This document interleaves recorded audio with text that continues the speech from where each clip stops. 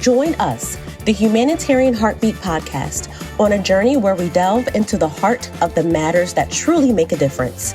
Our mission is to create a platform where we can openly discuss topics that often go unnoticed or unexplored. We aim to shed light on these crucial issues and have meaningful conversations. We invite you to tune into our podcast, where we will explore the depths of these subjects and let our hearts guide the conversation. Together, we can create a space where everyone's voice is heard and where we can collectively work towards a better future. Welcome, everyone, to the Humanitarian Heartbeat Podcast. I am your host, Nia Imani, and I have the pleasure of interviewing this beautiful face who stole my name, Imani Nia Robinson. Thank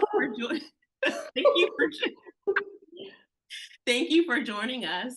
Of course. Thank you so much for having me on your podcast. You're so beautiful, everybody. This is my girl. She's so sweet. She's so kind.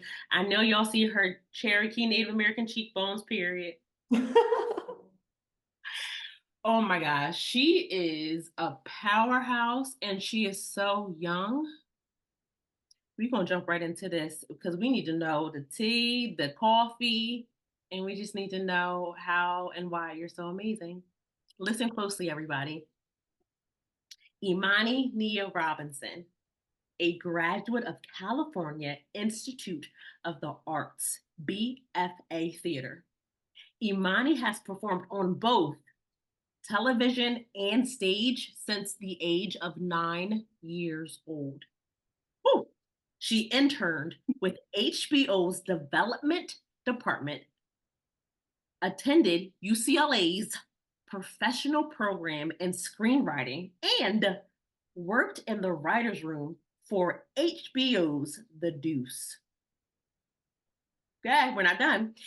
And had guest star roles on HBO's The Wire, The Deuce, and We Own This City. I know y'all saw her face before, period. Through her production company, Faith and Purpose Productions LLC, Imani executive produced 3 Blind Mice along with her mother, Nia Robinson. That was nicely read. Thank you. Period. Because what? Okay. Y'all, I got a set of questions, but I know y'all thinking, how did she get into this creative space? Tell the people how, why, what happened? Well, growing up, I went to like this very artsy hippie school called the Waldorf School. And I was there from kindergarten through 8th grade, and we had like the same exact teacher throughout all the years. And it was mandatory for us to do a play every year. And that's when I did my first play, Demeter and Persephone, and I got the role of Persephone. And I was such a shy, awkward child, but I just felt so confident on stage, becoming someone else and being able to read the lines given to me and take the direction of our teacher, aka the director, and not having to feel awkward on my own, but knowing what my purpose was in that moment. And that felt very freeing for me. And we also had to like have mandatory woodworking class. We had to like learn how to make our own lamps, bowls, and stools out of wood, and learned how to crochet and knit. And it was very like freeing to explore different art forms. And so that's like how I got into the arts. That's beautiful. Now, where was this? Where were you at 9 years old? Where are you from? I'm from Baltimore, Maryland. Yes, and the school was in Baltimore. They have like many different Waldorf schools around the country too, as well, the world really. Did you feel like you were an awkward child, or was that a realization once you became on the stage and you felt like there's a difference between when I'm on the stage and when I'm not? I guess I felt quote unquote awkward when I wasn't in that sheltered creative environment, but it was more so like when I was in like the real world, I guess you could say.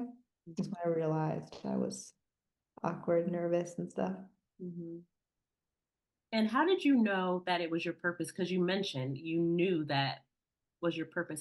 What is that feeling like? How do you know at that age that this is something you're going to do? It felt liberating. It felt freeing. I felt confident and I was good at it. And I Mm, knew that I wanted to keep on chasing that feeling. I love that. How did you know you were good at it? Like I love that you knew that, but how did you know? Um, because I realized like I had like a natural way of like entertaining people and like making people laugh.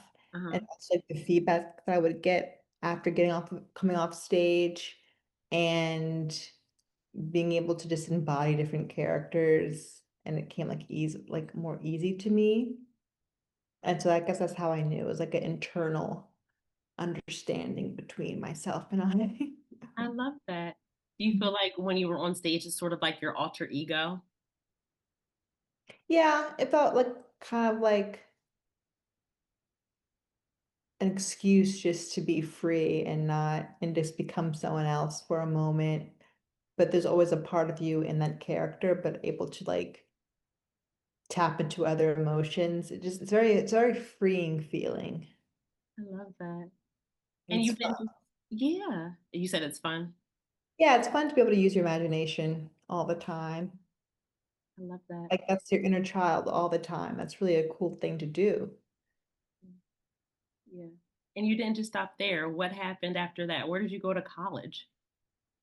Yes. Well, after Waldorf, I went to Baltimore School for the Arts for high school. Okay. Like to my training, and then for college, I went to California Institute of the Arts. I'm glad you mentioned that because I just skipped high school, right? How how was that transition from, middle school to high school? Did you feel more confident and you even knew that, okay, like seriously, this is my purpose? Definitely knew it was my purpose. Um, this reaffirmed what I already knew, and that felt wonderful. And that's also when I got to go like the role in The Wire that you briefly spoke about. When I was 14, I got that role. And it was also in high school when I got introduced to writing. We had to like write our own one acts, and then my classmates performed my one act script, and it was a comedy, and it felt so amazing to see people act out the words that I wrote. Yeah. So that's when I realized, okay, I enjoy writing too. And so when I was in college, I was able to have a few different HBO internships in writers' departments and developmental departments and understand what it takes to write a script, what a script format is, and what HBO is looking for in terms of their programming.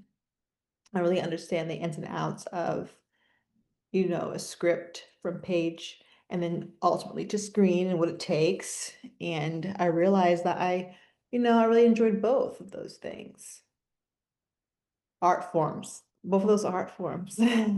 Monty, wait, let's go back because she just skipped over. She was in the wire period because what? How was that? How was that going and not interviewing? What's it called? When you're, do you interview for the part? Is that what it's called? Audition? Audition. Tell us about that auditioning and then getting the part and being on set and everything.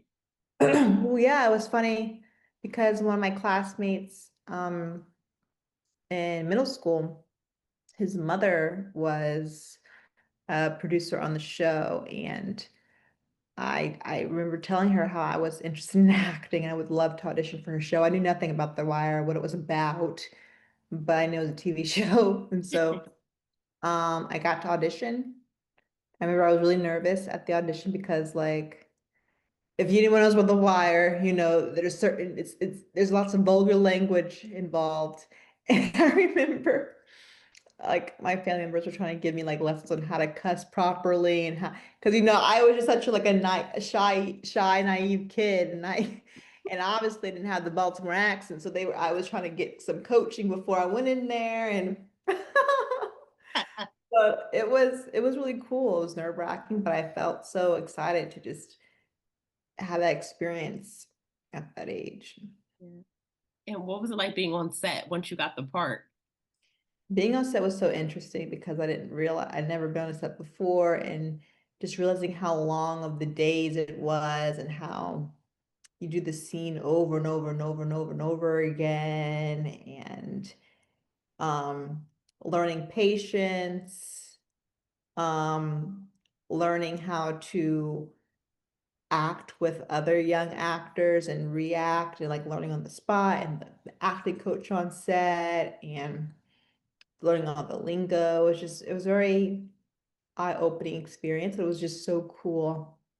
And I was excited to do it every time, and being able to have my own trailer for the first time, and then my mom and I being able to like order pancakes that morning, be delivered. It was just, I felt so amazing because like growing up, I was so obsessed with Raven Simone and all and everything. And I wanted so badly to have my own show on Disney Channel. And I felt like that was like, oh, I made it moment, because that was my goal, since 9 to 14 years old. So I was on cloud nine for sure. That's amazing. Hmm. Amazing. And then, like you mentioned too, so even in college, you did other internships. What was that experience? Was it different from the experience of being on the set when you were acting? Yeah, because it was different just because it was behind the scenes, it was in offices. Sometimes I would go on set and like um shadow the executive producer. But just understanding like really what it takes to put a script together, and how much work it is, how many writers are in the room, and all the edits that they have to do, and the deadlines they have to, make. And so it was definitely a different side of the industry, and just understanding like the ins and outs of it. Definitely different than like being the actor. Yeah. You have more appreciation for the process because you understand it. Was it then, because I know you said it was always your purpose, but was it then in college when you said, I'm actually going to pursue this as a career, or you always knew it was going to be a career, but, you know, in college, I guess my question is, in college, did you know like exactly I'm going to pursue being an actor and a writer? Yes, acting first for sure. Um, but after college, things kind of took a change because I did go to like I was in a Shakespeare company in Connecticut after college, which I absolutely did not like at all. It was like children's theater, and I was like, oh my gosh, I have this degree in acting and I'm doing children's theater. I do not want to be doing it. So after that, I got, to be a PA, production assistant on the set of The Deuce for their pilot. And being a PA is no joke. It's so challenging because it's just like grunt work, really. And you don't really feel, obviously, it's like an entry level position. So you're not really respected by Okay. people on set. And so that was interesting. But then when they got greenlit for season one, I was hired to be the writer's assistant um, for season one. And then season two and three, I got promoted to be the executive producer's assistant, which was really cool. And so that really helped me too with my creation of Three Blind Mice, or making it better, because I feel like, you really learn by doing. And so I learned a lot being in the writer's room for all those years.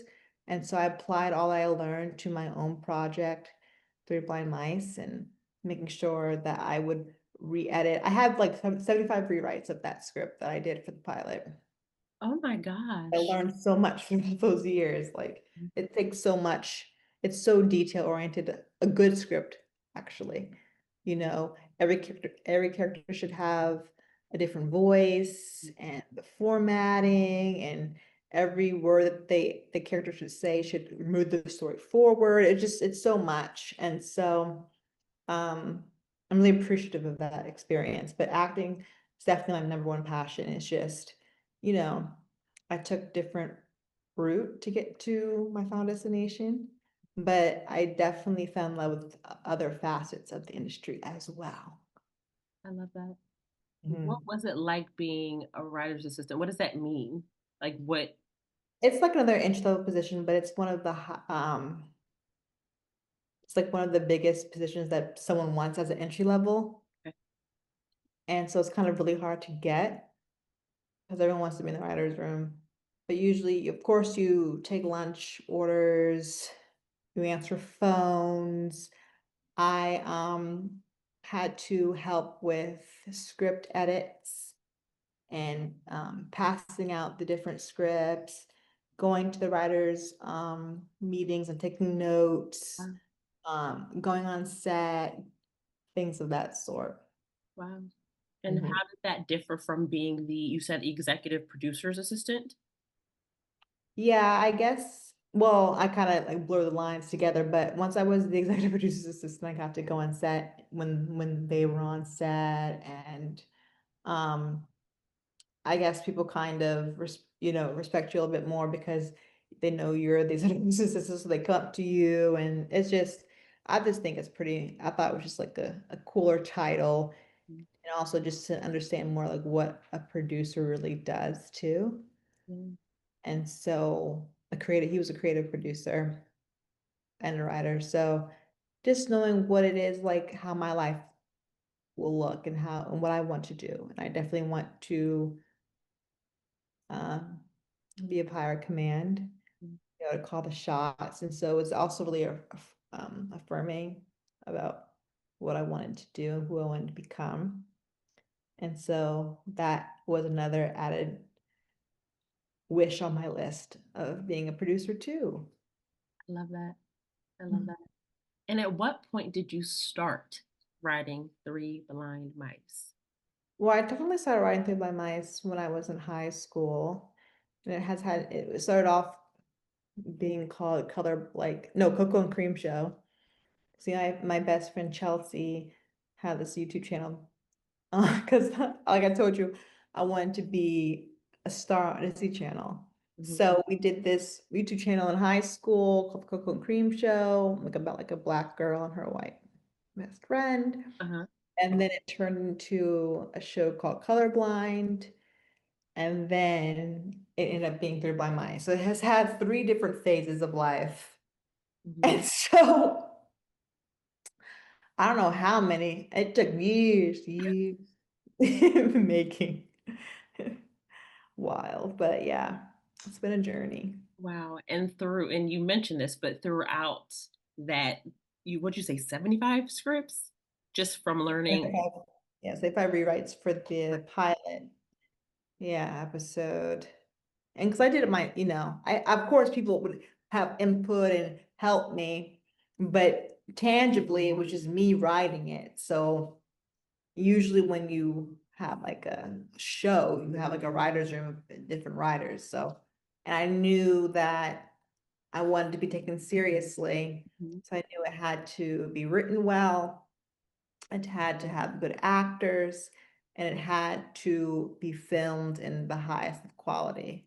Mm, mm. I Tell. learned all of that because of my experience with like the writers and the directors and producers of The Deuce, and Yeah.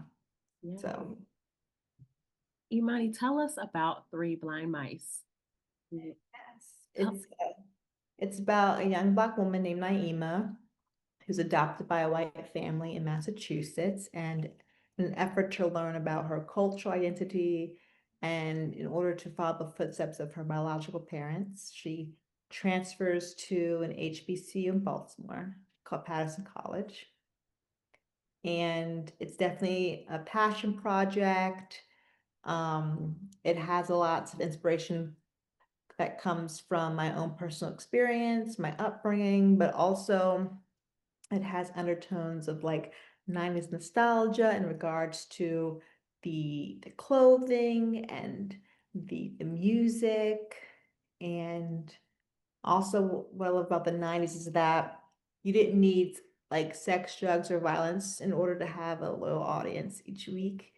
And that's what we're trying to showcase in this show, just like the positivity and the vibrancy and the intelligence and the beauty, diversity in the Black community. And so I'm so excited for more eyes to get on it and for it to finally find a home.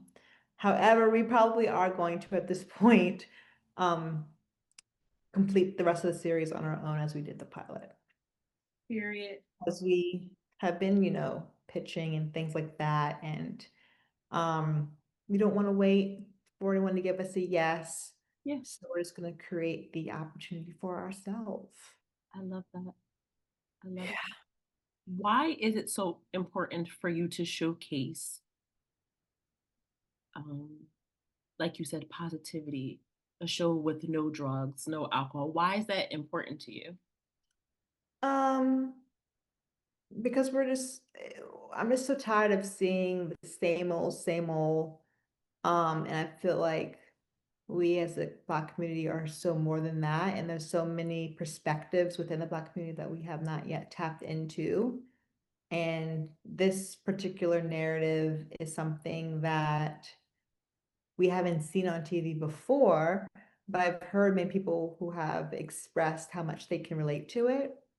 Even people who aren't even in the Black community, people can all relate to identity and wanting a sense of belonging, and that's a universal feeling. And so just show how we're all kind of connected and related, regardless of skin color, but also this is for the Black community too, to see ourselves in a positive, beautiful light. And also too, I love Baltimore so much. It's where I'm from, and I really want to show the city in a positive light. We have never seen that before. And Baltimore is definitely a huge character in the series. I love that. I love that. And why was it so important for you, the way that you set up your characters? So you said Naima was adopted by a couple that, yes. So why was that important for you? Well, I just thought why important for me that they're white. I don't think it was really important. It was just like this interesting layer. Because I know for me, I did go to predominantly white schools, and most of the time I was the only Black girl in my class. And I thought in order just to push this narrative and this interesting perspective a bit further, it'd be even more interesting to have her come from a white household, but actually be Black, just to further exaggerate her cultural differences between the other characters. So it was just really just for the plot. I love that. I love that. And I love the way that you distinctly make the Black people different. Because like you said, there's not one, all Black girls don't curse and, just the way that they show us, or all Black men aren't the way that they show Black men. So I love how you pinpoint that and show that. That's so important. Thank you. Yes, that was so important for me to showcase that for sure. That we don't all speak the same. We don't have all the same experiences or feelings, and just show how diverse we are. And I love too, I mean, not everybody has this experience, but we've talked about this. When I lived in West Philly, I was too white because I went to a private school. And then when I moved to the suburbs, I was too Black, just having, to your point, that identity, like, well, I'm Black regardless, or because I talk this way, I'm not Black, or, so it's just so interesting. And what you do is you stop that narrative, regardless of how you talk, where you go to school, et cetera, you are still Black and beautiful, or whatever you are, but in particular that. Yeah, for sure. I'm glad that you feel similarly and that you connect in that way, or you understand what I'm trying to convey. Yeah. Yeah. And it's so important for you to do that, not just for our generation, but for younger generations too. Yeah, I definitely want this to be deemed a classic. similar to how, a different world and living single is. And so I want this to be definitely the same. I love that. Love that. And why is Patterson that name? Why did you name it Patterson College? Patterson College is my family's name, and I really wanted to pay tribute to my family, and I'm really proud of my family and where and who I come from. And so I also find it to be a very strong name.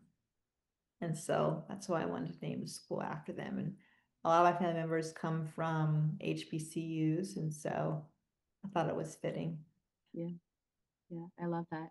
And speaking of family, let's talk about this mother and daughter dynamic. Yes, it's, this whole thing really happened because of my mother, because she knew and knows how much it means to me and how passionate I was about this project. And so because of her, she funded the entire project and she made it happen. She's also an executive producer on this project, and she has really been the driving force and the backbone for this entire experience. And she's still fighting for it right to this day, which I'm thankful for. And so I really owe it really all to her. And it's been a really, really awesome experience to be able to work together with it on this. And it came out so beautifully. And I really want this to win, not just for me, but mostly for her, to be honest, because she has put so much into this. Yeah. And so I want her to reap the benefits and see it. Yeah. I love that. And I love this too because, like in the 90s, you were 90s babies. I felt like we had a lot of positivity with moms and Black daughters. And now it doesn't seem like that's the case. So I love that you guys are showcasing what Black life is, not what it can be, but what it is. Right. Yeah. I definitely want to just bring that positivity back. I think that we, as not just as a community, but as a society as a whole, need to see that. And so I think it's the perfect time. I agree. Can people bring up Three Blind Mice to see? Can they request to see it at a film festival? Can they further pitch like, hey, I know somebody at this? Yeah, we're actually trying to figure out where we're going to put the pilot for now. We're looking up some distribution options, but as soon as I do find that, I will let everyone know. But in the meantime, they can just follow Three Blind Mice _ television on Instagram, and all updates will be placed there. Imani, everybody's so proud of you. Everybody, this is how she is in real life. Like, so kind, so humble, so silly. I mean, yeah, I'm just so ready for something to pop off in a positive way. So I appreciate you allowing me the space to talk about it. And how many film festivals have you on it? We've been to 7 festivals and we've won 12 awards. Thankfully, it's been a fabulous feeling. So Imani Nia Robinson is it? Three Blind Mice is it? Noni Robinson is it? It. Pattersons are it. Yes, definitely. What does this, and obviously I'm going off script because none of these questions are on the list, sorry. What does this mean for you? Just with everything that you've been through and in tribute of Nana, what does this mean for you, even more so? I just want something to happen of it, really. It's feel like a lot of time has passed, and just ready for something to,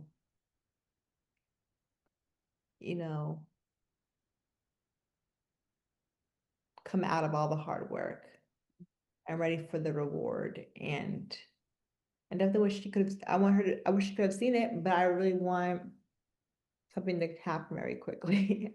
It's like time is more prevalent now than before. and it's pretty nerve-wracking. So I'm just more aware of time. Understood. Understood. You know, we're all going to be like, I remember when, but look at this now. 12 Yeah. times 12 awards when you get done. Thank you. We shall see. Imani, everybody, she is amazing. Amazing. And my last question to you is, you wear all these hats. You're a great daughter, great granddaughter, writer, actor, period, period, period. But out of all the hats that you wear, who do you say you are? Like, who am I? Who do you say you are? Somebody said, who's Nia Imani Robinson? Imani Nia Robinson. Lord have mercy. Look at me. I'm putting my name in there. Who do you say you are? A star. Mhm. I love that. And that she is. Everybody, you heard her. Where can people find you again? Find you personally and find Three Blind Mice. Yes, personally on Instagram, it's Imani Nia Robinson, and Three Blind Mice is Three Blind Mice _ television. And And then three, it's a numeral 3, by the way. and two, what if people want to work with your production company? We didn't even talk about that. Tell us about that before we end. What if people want to work with you? Yeah, we filmed it under my production company, Faith and Purpose Productions, and you could email me at faithandpurposeproductions@gmail.com. And that would be really lovely if you wanted to work together. And do you have an Instagram page too for your production company? Faith and Purpose Productions. And why? Oh, go ahead. Sorry, what'd you say? And why Faith Purpose? Yes, it's after my name. So Imani means faith and Nia means purpose. So that's how I came up with the name, Faith and Purpose Productions. And it's a great mantra to live by. Yeah, seriously. Seriously. And you're a teacher too? Yes, I work under my company in New York and in the New York Department of Education, and I'm a vendor. And so they hire my company to teach performing arts programming throughout different boroughs, because performing arts really helps with social, emotional, public speaking, and confidence in children. And so we do lots of different things, like they create their own short films, their own scripts. We have puppetry workshops for social emotional learning. And so we're very much so multifaceted company, but we also do, short films and things of that sort as well. Y'all, just follow Imani Nia Robinson, Three Blind Mice, Faith Purpose Production. I mean, if you want her to teach, if you want uh Three Blind Mice, I mean, just whatever it is, you just gotta follow your girl Yes, please follow and please reach out. and send positivity, send great prayers. Please do. I really, really, really appreciate that very much. And I also love how you mentioned, as a little girl, you were this awkward child, but look how you blossomed. Yes, I'm very thankful for that. Yeah. But different and quirkiness is also, a superpower. And so I embrace both. I finally felt comfortable with who I was, and that's definitely a beautiful gift. I love that. Thank And you. I'm glad that you said that because most young people or even adults feel like they may have to change the way that they are, but there's a superpower in being who you are. Definitely. It's huge, huge, huge, huge. Oh, y'all. Imani Nia Robinson, Three Blind Mice, Yes. Faith Faith and Purpose Productions LLC, period. Yes, yes. Follow your girl. Please do. Thank you. We're so proud of you, Imani. Thank you. I'm proud of you too. Oh my gosh, this is about you. Thank you so much. You guys have heard it on the Humanitarian Heartbeat Podcast. I'm your host, Nia Imani. And remember, Imani Nia Robinson, 3 Blind Mice, Faith and Purpose Productions LLC. Goodbye, everybody. Toodaloo. Thank you for joining us on the Humanitarian Heartbeat Podcast. Remember, each conversation brings us closer to a world where compassion thrives. Stay connected, stay informed, and let's keep the heartbeat of humanity alive. Subscribe, share, and be a part of our journey to make a difference, one conversation at a time. Until next time, keep your hearts open, your minds curious, be a blessing to others, and give agape love. God bless.